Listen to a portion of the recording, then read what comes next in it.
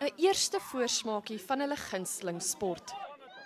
Dikwels is dit egter die ouers se eie drome van die groen en goud wat langs die veld die hardste praat.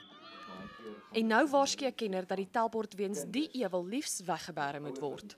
Hulle het nie die kundigheid, hulle het nie die onderbou van dit wat verwag word van die ontwikkeling enerzijds nie, en die anderzijds is hulle baie emosioneel betrokke by die balletjies rugby, en dan ook die gedrag van die ouers langs die veld. Dit is bevind dat in die ontwikkelingsfase, as 'n kind baie kritiek ontvang, dan word hy 'n baie kritiese, pessimistiese volwassene. Wolders reken dis nie net rugby wat die sondaar is nie, en dat enige vorm van kompeterende sport op 'n te jong ouderdom skade kan berokken. Sy kollega, 'n kenner van spierontwikkeling in kinders, stem saam.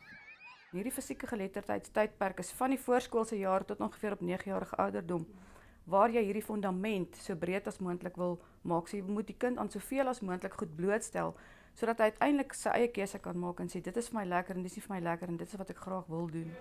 Kenners sê die doel van deelname op skool is om 'n liefde vir sport by kinders te kweek.